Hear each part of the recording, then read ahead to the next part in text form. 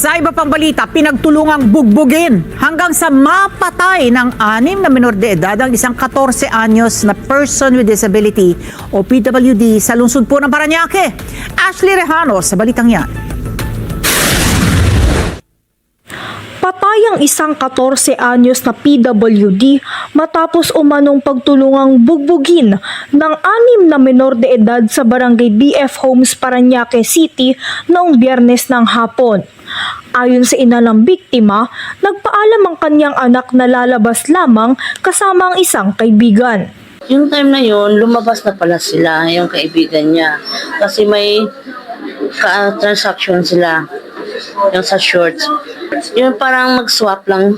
Pauwi na sana ang biktima nang umano'y harangin ito sa isang footbridge kung saan sinipa at pinagsusuntok ng mga menor de edad.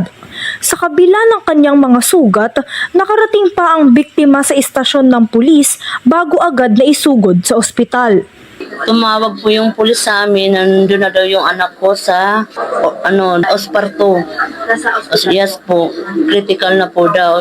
Ngunit dahil sa matinding pinsala sa ulo o severe traumatic brain injury na kanyang tinamo, binawian din ito ng buhay. Matapos may ulat ang insidente, agad nagsagawa ng operasyon ang mga otoridad na nagresulta sa pagkakahuli sa mga Children in Conflict with the Law o CICL na pare-parehong residente ng nasabing barangay. Siyempre, todo tanggi. Hindi raw sila.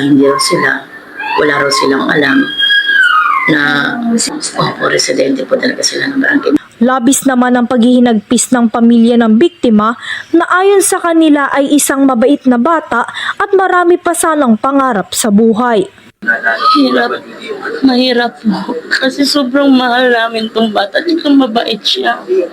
Wala kaming masabi dito kasi pinapagalitan namin ito, hindi ito sumasagot. Masakit. Ganun lang din. Sabi ko, hindi po. Laban ko to. Buhay ng anak ko nawala dito. Kasi hindi mabayaran ng pera yung buhay ng anak ko.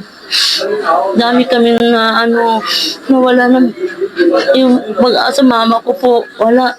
Kasalukuyang nasa pangangalaga na ng City Social Welfare and Development Office ang mga CICL habang inihahanda ang mga kasong isasampa laban sa kanila. Nairekomenda na rin sa Parañaque City Prosecutor's Office ang reklamo kaugnay ng insidente. Ashley Nicole Rejano para sa Mata ng Agila, matatag, matapang, matapat.